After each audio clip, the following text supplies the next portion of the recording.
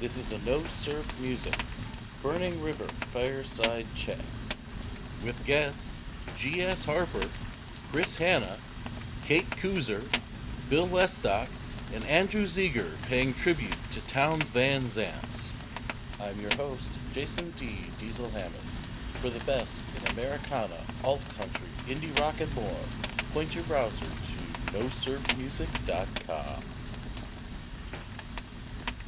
So this is another edition of No Surf Music's Burning River Fireside Chats. This is your host, Jason D. Diesel Hammond, and for the second year in a row, we're here at the Beachland Ballroom for a Townes Van Zandt tribute, run by a good friend of mine and a No Surf friend as well, G.S. Harper. G.S., why don't you say hi? Hi, how you doing?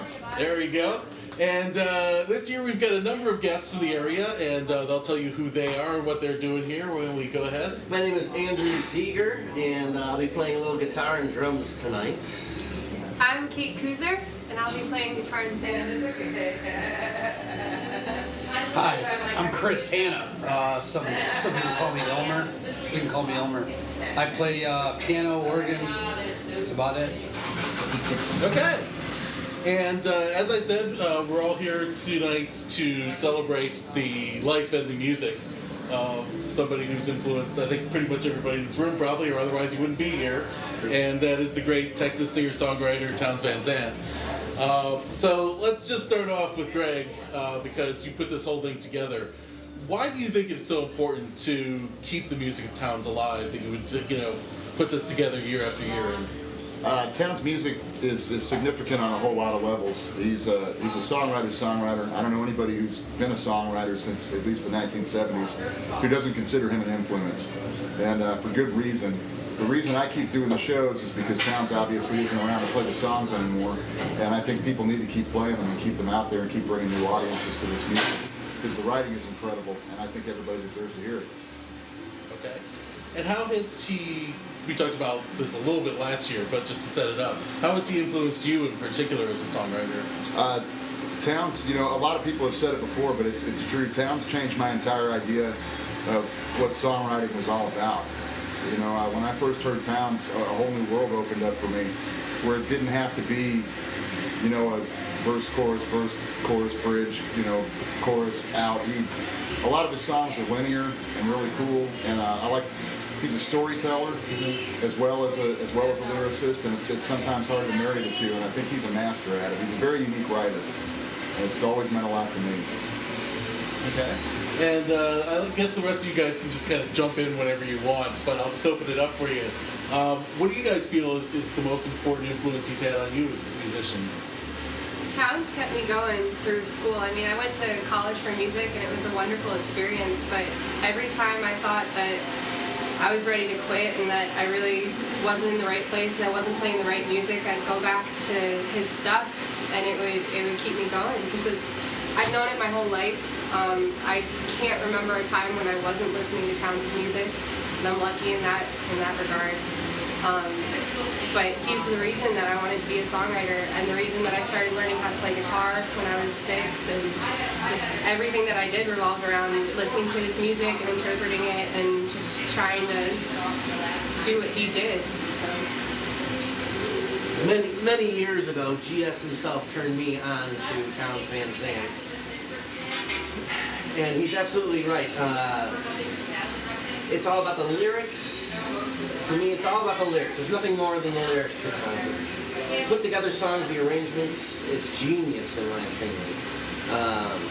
His way with words, it's unmatched. And if you are going to be a singer-songwriter, I think you should definitely get into Townes Van Zandt and see what writing is all about. And for me, it's just, I was instantly absorbed by the music when he showed it to me. And I found a lot of other people respond the same way when I play them Townes for the first time. Yeah, my experience is, I play with a lot of other singer-songwriters in town, and we would play a song. I wasn't too huge on his catalog, but I'd play a song with these singer-songwriters, and when we got done, I'd be like, holy crap, that's a good tune. Is that one of yours? And they'd be like, no, it's a Towns tune. And after it happened like 5 or 6 times, I was like, I think I should start listening to this Towns Van Zandt guy.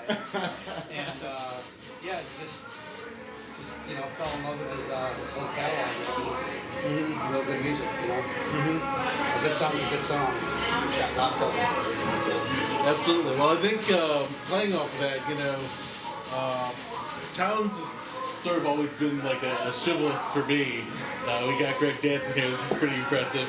But no, I mean, he's one of those guys where if you are talking to somebody and they don't know who he is, then this isn't somebody who's worth listening to their music anymore. It's like, okay, obviously make exceptions if it's somebody who's really young or something like that. Then you teach them who Towns is. Yeah, I was gonna say I don't really approach it that way. When that happens to me, and I'm like, wait, you don't know this? Well, come here. Let's go over here. Let's stop what we're doing right now. Right. Let's go over here for a minute and listen to this. Right. And it usually is eye-opening. Absolutely. Well, I think for me that's kind of the point. Like, it is so eye-opening. And if you're a singer-songwriter and you've been around for a while and you haven't tuned into that, like there's going to be something that's going to be missing from your music. And that's maybe just my opinion, but I'm coming at it from the listening side more than you guys who are doing the playing. Oh, it's about the listening. I can't believe how much I still listen to him, and I don't find that, it never grows old. That's the neat thing, too. There's always something to learn. Right. There's always something to learn from what he's writing. And, I mean, like Greg was saying about his storytelling, to me that's the most important aspect of it, just because a lot of music right now, there isn't a story. And that's what I always grew to love in music, because Towns was what I did as a kid. Like, that's all I knew. And when songwriters lack that ability to tell a story as beautifully and poetically as Towns did, then I feel like there's something that they could learn from him at least. I'm still learning from him every time I listen to his stuff. Very cool.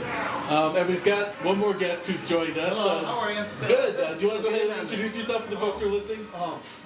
My name is Bill Lestock, and I'm playing with GS Harper tonight, doing the Towns Van Zandt tribute. There we go. And what instrument do you play? What are you playing, Bill? I play fiddle. There we go. Which is highly appropriate for Texas music, right? It sure is. There we go. Well, the question I was asking these guys, maybe you want to jump in and answer as well, is, how has Towns influenced you as a musician? Well, I heard a bunch of his tunes growing up, but I didn't learn more of his tunes until I started doing this tribute with Greg and these people here, and fantastic songwriter. I mean, there's nothing nobody needs to clarify anything about him. I mean, he's just one of the American icons in songwriting. Sorry, So it's great. Very good. So a couple of you brought up the fact that really what Towns is or was storytelling. And I especially want to ask GS because he comes from a Texas story song tradition. How do you feel that Towns himself fits into that milieu? Because, I mean, there is a certain kind of Texas story song that doesn't really exist in Americana other places. Do you feel like he sort of jumped on a bandwagon that was really already there, or do you feel like he also, sort of started something new in the Texas tradition? Well, Towns came up, he was part of the whole school of Texas songwriters that came out of the Houston scene in the 60s that kind of preceded the Cosmic Cowboy scene and kind of split into their own genre. I mean, there was Towns, there was Guy Clark, there was, Blaze Foley and Steve Earle and that whole crew that came up then. And I think Towns kind of led the way. I don't think anybody's ever written quite like him. But first of all, he was a very unique individual, and I don't think it's any secret he had a history of mental problems and other things. His brain worked differently from a lot of people, and for him to be that way and to come from, a mixture. His biggest influences, were Woody Guthrie and Lightning Hopkins. He wanted to be a blues guitar player, but he wanted to tell stories like Lightning Hopkins, and it was like Woody Guthrie. Excuse me, and play guitar like Lenny Hopkins and tell stories like Woody. And I think that the marriage of those two things, the way he was able to do it, you know, obviously he didn't play a whole lot like Lightning, and he didn't write songs a whole lot like Woody, but I think that those two influences marrying in his unique brain just made for a whole different style that's never been duplicated anywhere else. Okay. And moving on, I guess, excuse me, for folks who don't know that much Towns, and who maybe are just starting to hear about him through this or through their friends who've listened to him, or, you know, like you said, gone up and said, hey, is that your song, and found out it was a Towns song, what do each of you feel like are sort of the core #1 song that people should jump in on as far as Towns goes? I know it's hard to pick from all of them, but whatever you can do. Well, to me, like, I don't know, Towns, I don't think he was the best guitar player, and I don't think he was the best singer, but when you have a great song, it doesn't matter, you know, and I think some of his versions, or some other people that do covers of his songs, I think actually do better versions of Towns Van Zandt songs, but, you know, there's still something about just hearing the guy who wrote the song with his guitar, even if it's out of tune, you know, and if his vocals isn't the best. And I think sometimes people are like, oh, listen to this guy, and they hear it and they're like, oh, that sounds like crap. But they can hear, you know, Lyle Lovett do a version of it, you know, and it sounds great. Or like, you know, like the Little Willies with Nora Jones singing, you know, like, you're like, oh, that's a great song, you know, but if you listen to No Place to Fall on one of his records, it's not the best. It's a great song. But I just, you know, I think sometimes people might get misconstrued when they go to, you're like, oh, listen to Towns, and they listen to it, and they don't have that ear for a good song, they might mistake that it's not the best performance, you know? That's the first thing I try to tell people when I introduce them to Towns is if you're used to other kinds of music, the singer-songwriter genre is a whole different thing. And it's you're not listening for great guitar playing or great singing, you're listening to the lyrics, you're listening to the song. And if you can do that, I think Towns can get across to anybody. I don't have a particular song that I recommend. I tell anybody who's never listened to him before and wants to get introduced, I think the best way to do that is live at the Old Quarter. Yeah. The double live, and it's just him and his guitar. And it's you know, it was recorded, it's a double album, it's recorded over 5 nights at the Old Quarter in Houston, and it's just a fantastic introduction to everything he's all about. I have to agree with that. If you're interested in really hearing, like, I love the documentary album. Do you know who was doing the interview on that album? I don't know. I don't remember who was interviewing him, but there's the album It wasn't me, documentary. unfortunately. Next time. No, Towns next time. talks about each tune before he plays it. Yeah, I've heard that. Yeah, and it's just, I mean, that for me, when I was growing up and starting to write songs, to listen to him tell the stories about the songs and then sit down and play them, that was just absolutely priceless for me. I'd say for your average listener who's not necessarily into wanting to even hear a live album, like I know there's people who won't even turn their ears to a live album, I would start with the album At My Window. That's my personal recommendation for a starting point for a studio album. It's hard to answer that question for a specific song. Yeah. So the one song that is going to hook you is, which, you know, who knows which one it's going to be, but I think you start with that album, you're in a decent spot to start at. You can venture out from there. That's the only recommendation I have. I think he's kind of right. Towns fans are almost like Beatles fans because, you know, everybody's got their favorite song, and to them that's the best one. And it's because Towns Sorry, is, could someone end up with me? Oh, yeah, sure. Get the door for you? I think it's because Towns Thank you is, so much.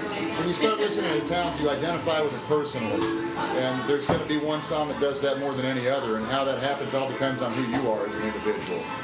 You know, to me, I mean, I don't think he ever wrote anything. I love all of his songs. I think he's a genius, but To Live Is to Fly is the one song that means more to me than any of them, and always will. And you know, but to somebody else, it's going to be At My Window. To somebody else, it's going to be No Place to Fall.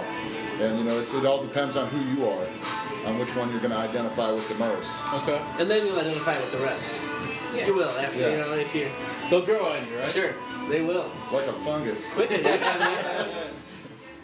Now, after you start to hear these tunes, you realize, like if you listen to other songwriters and performers throughout the years, you realize that you've heard some of his songs, you know, and White Freightliner Blues and Pancho and Lefty. Pancho and Lefty, and also probably If I Needed You, and more. So in that respect, it's always interesting. It's like, wow, I've heard that song before, but I never knew it was him. So, you know, that's a real eye opener sometimes, because the impact of that is beyond just. Well, I think he's a lot like Dylan in that respect. You know, everybody has heard Pancho and Lefty. The question is whether you know it's a Townes Van Zandt song or you think it's a Willie Nelson song. Sure. Or, you know, same thing with, is it a Jimi Hendrix song or is it a Bob Dylan song? You know, all that kind of stuff happens a lot when you've got, you know, kind of like you were talking about earlier, like when you've got a guy who is not necessarily a classic voice or a beautiful guitar player, as some people might see it, but who just writes like nobody else. The bane of the songwriter is, you know, a lot of times you don't get the credit for the song, but that's all. Yeah, well, as long as ASCAP has you on file, I mean, you know, the money, right? Yeah, that's the important part. So since you guys all are performing tonight, this is a similar question, but maybe this one will be a little bit easier to answer. And I think GS maybe kind of did, but he might have a different answer for this. What do you guys feel like is your favorite town song to perform, and why? Like you were mentioning, there's one that's specific, you know, important to you, but is that the one that you really like to perform, or? I like to perform several of them, but yeah, To Live's to Fly is my favorite ever. It's because I just think when you connect with something on that level, it comes across when you play it. I really believe it does. Yeah, that's my favorite one. Yeah, I'm looking forward to playing No Place to Fall, which we're not playing. Next year. Okay. I mean, hey, break out into it. Nobody will be able to stop you, right? Come on. There's that.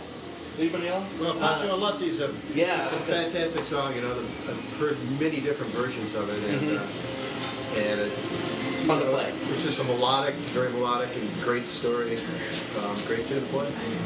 I'm playing Tower Song tonight, and that was one of the first tunes that I really ever listened to the story and listened to what was happening, and I finally learned it, and that's one of my favorite tunes to perform, just because I have a connection with it when I was younger. Pancho and Lefty is probably one of the most fun just to play, because usually if you've got a bunch of people together who know the song, it's a blast to play. It's just fun. Or White Freightliner, because it's uppity and he doesn't really have so much of a happy song, but it's one of his, you know, jovial type ones. But those would be my favorite to play. Probably those two, just for fun. Okay. Yeah, I've got to say, just being all Cleveland musicians, you know, simply the fact that you've got the Cleveland line in Pancho and Lefty, I've never seen a crowd that didn't react to that. It's true. So that's always got to be a fun one to play here, I'm sure. Oh yeah. So one more thing I think that we kind of have to deal with as far as towns goes, especially good. Nice and For you guys, because you kind of picked up on towns earlier than some of the other folks, I think. Obviously, you know, as you just mentioned, the key components to Town's music is that it's dark.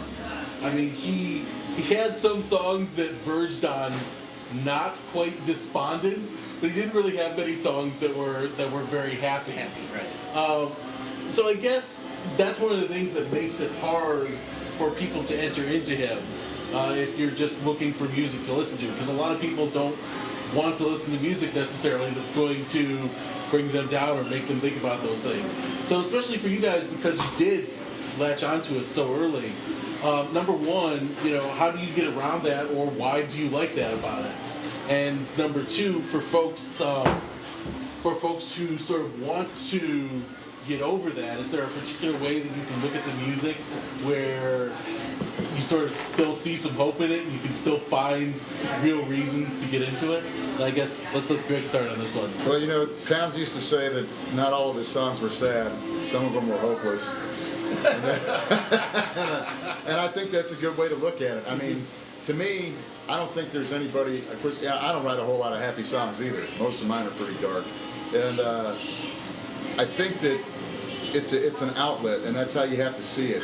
We all have a darkness inside of us. Everybody does. And for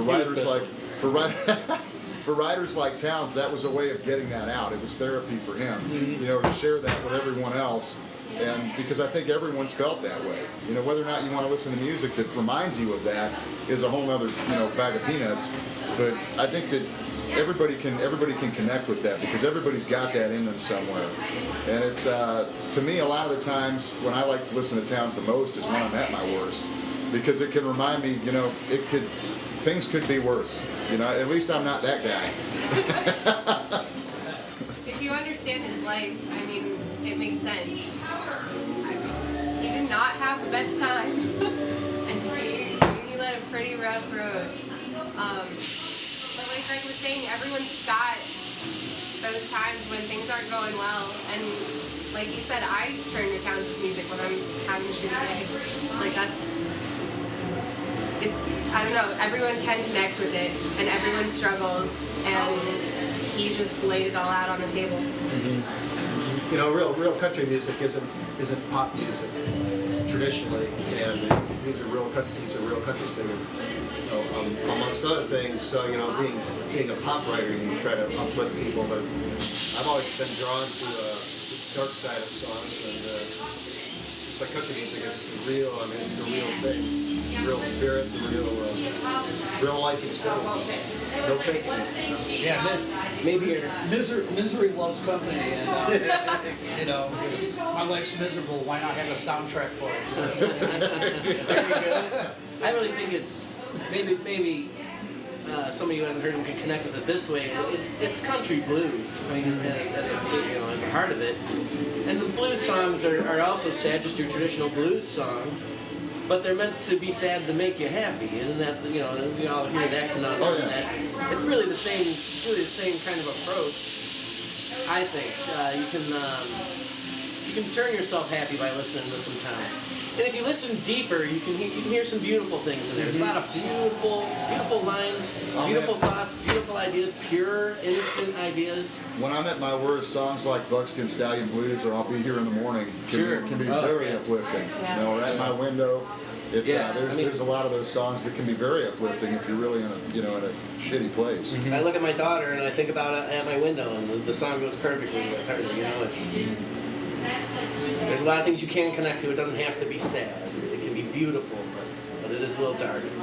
Yeah, and I think, as you were saying, there is something uplifting about the darkness, too, when you use it to create art. I think that's what really hits me as a listener. And, it's the same thing with other folks. Lucinda Williams is the same way. I mean, she just dug into her soul as much as you possibly could and put it into music. When I'm feeling bad, I'll listen to people like Towns or her, or Kelly McRae is another great one for me, or a mutual friend of GS and mine, Alice Wallace. She writes the same kind of stuff. And I think that's important. When you do listen to it, you find those little bright moments or those just perfect lines. Ray of sunshine. Exactly. A common line in his songs is just that ray of sunshine imagery. Exactly. There's that one little bit that you latch on that you realize that's what he was searching for when he was writing it. And all the rest of the shit that he had to go through to get there was kind of worth it because of that. And that's the way I look at it, too. That's good. So, guys, I really want to thank you for joining me here. I'll wrap it up so we can all get a couple drinks in before the show. Excellent. Before we do, I do want to say two things. Number one, thank you so much for being here and for keeping Towns' memory alive and his music alive. And also, it's G.S. Harper's birthday, everybody. So I think we just need to say happy birthday to one of the great Cleveland musicians right here. Keep your pants on. Yeah, please do. Luckily, this is a podcast, not a video. But once again, thanks, guys. This has been another edition of No Surf Music's Burning River Fireside Chats. I'm your host, Jason D. Diesel Hammond, and we're going to get out of this noise and have some fun. All right. This has been a No Surf Music Burning River Fireside Chat. This is your host, Jason D. Diesel Hammond, signing off. Remember, No Surf Music is your source for the best in Americana, alt country, indie rock, and more. For original reviews and interviews, visit nosurfmusic.com.